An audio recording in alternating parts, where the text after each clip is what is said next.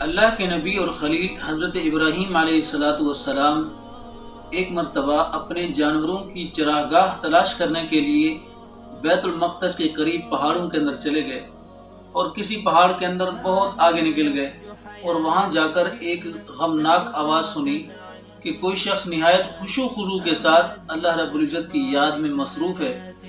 تو حضرت ابراہیم جو کام آئے تھے اپنی چراگاہ کو تلاش کرنے کے لیے وہ بھول گئے اور اس آواز کی طرف چل پڑے، کیونکہ خلیل اللہ تھے، اللہ کے دوست تھے۔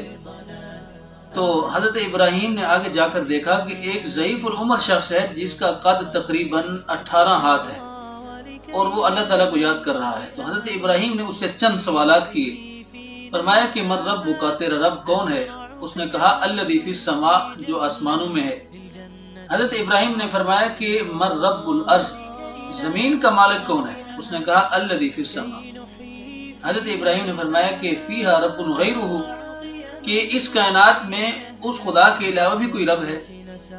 تو وہ شخص کہنے لگا بوڑھا کہ ما فیہا رب غیرہ لا الہ الا هو وحدہ، کہ اس میں تو اس کے علاوہ کوئی اور رب نہیں ہے، وہی اکیلا معبود ہے۔ تو حضرت ابراہیم نے فرمایا کہ این قبلتک، تیرا قبلہ کدھر ہے؟ اس نے کہا الی الکعبہ، کعبہ کی طرف اشارہ کیا۔ تو حضرت ابراہیم نے پھر فرمایا کہ تو کھاتا کیا ہے؟ کہاں سے کھاتا ہے؟ تیرا کھانے کا بندوبست کیسے ہوتا ہے؟ تو وہ کہنے لگا کہ گرمی کے اندر میں پھل فروٹ جمع کرتا ہوں اور سردی کے اندر میں کھاتا ہوں۔ تو حضرت ابراہیم نے پوچھا کہ تیرے خاندان میں سے اور بھی کوئی شخص باقی ہے، اس وقت تیرے ساتھ ہے؟ تو وہ کہنے لگا کہ میرے خاندان میں سے کوئی بھی شخص اس وقت باقی نہیں ہے، میں اکیلا ہی ہوں۔ تو حضرت ابراہیم نے پھر پوچھا کہ تو رہتا کہاں ہے؟ تو وہ شخص کہنے لگا کہ نیچے اسی غار کے اندر۔ تو حضرت ابراہیم نے خواہش ظاہر کی کہ وہ جہاں پر تو رہتا ہے وہ میں دیکھنا چاہتا ہوں۔ تو وہ شخص کہنے لگا کہ وہاں پر جانا مشکل ہے، اس لیے کہ راستے میں ایک گہری ندی ہے جس کو عبور کرنا بہت ہی مشکل ہے۔ تو حضرت ابراہیم فرمانے لگے کہ پھر تو کیسے جاتا ہے وہاں پر؟ تو وہ بوڑھا شخص کہنے لگا کہ میں تو خلاف عادت اس کے اوپر چل کر جاتا ہوں، اس پانی کے اوپر، اور چل کر واپس آ جاتا ہوں۔ تو حضرت ابراہیم فرمانے لگے کہ جو اللہ آپ کے لیے پانی کو مسخر کر سکتا ہے وہ میرے لیے بھی مسخر کر سکتا ہے۔ چنانچہ جب اس نے یہ سنا تو وہ تیار ہو گیا، تو حضرت ابراہیم اس کے ساتھ چل پڑے اور یہ دونوں اس ندی کو کراس کر کے جب اس جگہ پر پہنچے، حضرت ابراہیم نے دیکھا کہ اس کی رہائش کا رخ جو ہے وہ اسی قبلہ کی طرف ہے جس کی طرف اس نے بتایا تھا۔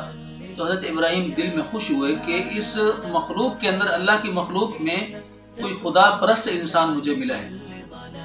تو حضرت ابراہیم نے وہاں اس سے ایک اور سوال کیا کہ ای یوم خلق اللہ اشد، کہ اللہ رب العزت نے جتنے بھی دن پیدا کیے ہیں ان میں سب سے مشکل اور خوفناک دن کون سا ہے؟ تو وہ شخص کہنے لگا کہ جس دن اللہ رب العزت حساب کی کرسی کے اوپر بیٹھے گا، جہنم کی آگ بھڑک رہی ہوگی، فرمایا کہ ہر مقرب فرشتہ اور ہر نبی اور رسول کانپ رہا ہوگا، سب سے مشکل دن وہی ہوگا۔ حضرت ابراہیم نے پھر فرمایا کہ تو اللہ سے دعا کر کہ مجھے اور آپ کو اللہ تعالیٰ اس دن کی سختیوں سے، اس دن کی مصیبت سے، مشقتوں سے محفوظ رکھے۔ تو وہ شخص کہنے لگا کہ میں کیا دعا کروں گا، میری تو 3 سال ہو گئے، ایک دعا ابھی تک لٹکی ہوئی ہے، وہ رکی ہوئی ہے، ابھی تک قبول نہیں ہوئی۔ تو حضرت ابراہیم فرمانے لگے کہ میں آپ کو بتاؤں کہ دعائیں کیوں رکتی ہیں، انسان کے مسائل کیوں رک جاتے ہیں؟ تو اس نے کہا کہ ضرور بتائیے۔ حضرت ابراہیم نے فرمایا کہ اللہ رب العزت جس بندے سے محبت کرتے ہیں اس کے مسائل کو روک دیتے ہیں، لٹکا دیتے ہیں، کیونکہ ان کا مانگنا، ان کا دعا کرنا، ان کا گڑ گڑانا اللہ تعالیٰ کو بہت پسند ہوتا ہے، اس لیے ان کے مسائل کو روک دیتے ہیں۔ اور فرمایا کہ ہر مسئلے کو، ہر معاملے کے بارے میں جو ان کا اس دنیا میں پورا نہیں ہوا، اس کے معاملے میں اللہ رب العزت ایسا اجر اور ایسی چیزیں تیار کرتے ہیں کہ جن کے بارے میں کبھی کسی بشر کے دل کے اندر کھٹکا بھی پیدا نہیں ہوا۔ تو اور جس سے اللہ رب العزت ناراض ہوتے ہیں، حضرت ابراہیم نے فرمایا کہ جس سے اللہ رب العزت ناراض ہوتے ہیں، فرمایا کہ اس کے کاموں کو جلدی جلدی پورا کر دیتے ہیں اور اس کے دل کے اندر نا امیدی کو پیدا کر دیتے ہیں، کیونکہ ایسے شخص تو وہ ہوتا ہے کہ جس کا کام تھوڑا لیٹ ہو نہ ہو تو بہت جلد نا امید ہو جاتا ہے۔ فرمایا کہ اللہ رب العزت اس کے کام کو کیا کرتا ہے، جلد از جلد مکمل کر دیتے ہیں۔ تو اب آپ بتائیے کہ آپ کی کون سی دعا ہے جو 3 سال سے آپ کی قبول نہیں ہوئی، رکی ہوئی ہے؟ تو وہ شخص کہنے لگا کہ مجھے 3 سال پہلے ایک نوجوان ملا جس کے پاس بکریاں تھیں، اور میں نے اس سے پوچھا کہ یہ کس کی ہیں؟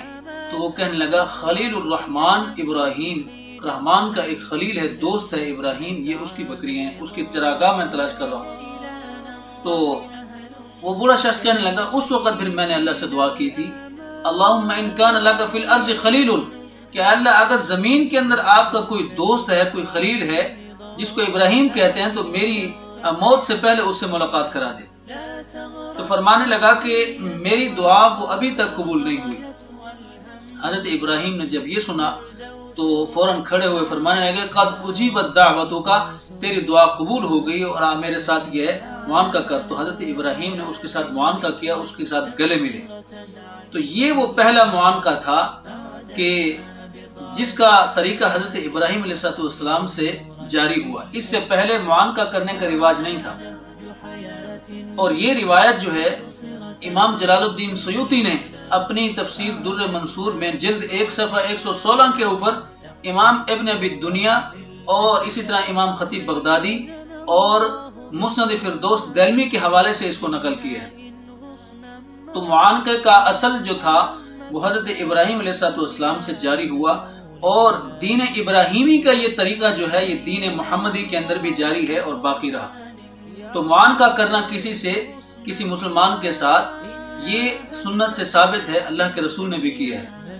شرح السنہ کے اندر امام بغوی لکھتے ہیں کہ حضرت جعفر بن ابی طالب رضی اللہ تعالیٰ عنہ حبشہ سے جب واپس آئے تو مدینہ کے اندر اللہ کے رسول نے ان کا استقبال کیا اور ان کو گلے لگایا، اور پھر فرمایا کہ مجھے نہیں معلوم، میں نہیں جانتا کہ آج مجھے خیبر کی فتح کی زیادہ خوشی ہے یا پھر جعفر کی آمد کی زیادہ خوشی ہے، اس لیے کہ حضرت جعفر بن ابی طالب کی آمد بھی اتفاقاً اسی دن ہوئی جس دن خیبر فتح ہوا۔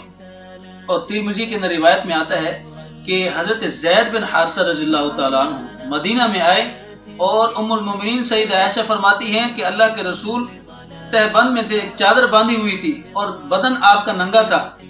تو حضرت زید بن حارثہ نے آ کر کنڈی کھٹکھٹائی، اللہ کے رسول فوراً بڑھے اس کی طرف، فرمایا کہ اس کو اپنے گلے لگا لیا اور اس کو بوسہ دے دیا۔ اور اسی طریقے سے مسند سنن ابی داؤد کے اندر ایک روایت آتی ہے کہ حضرت ابو ذر غفاری فرماتے ہیں کہ اللہ کے رسول نے ایک مرتبہ میرے گھر پیغام بھیجا، مجھے بلوایا اور فرمایا کہ میں گھر پر نہیں تھا۔ جب میں گھر واپس لوٹا تو مجھے معلوم ہوا کہ اللہ کے رسول نے مجھے بلایا ہے، تو میں فوراً اللہ کے رسول کے سامنے گیا، آپ کے پاس حاضر ہوا۔ تو اللہ کے رسول نے فرمایا کہ وَهُوَ عَلَى سَرِيرِهِ، آپ علیہ السلام اپنی چارپائی کے اوپر تشریف فرما تھے۔ فرمایا کہ اس وقت اللہ کے رسول نے مجھے گلے لگا لیا، اور فرماتے ہیں کہ اللہ کے رسول کا یہ طریقہ بہت ہی اچھا اور بہت زبردست تھا۔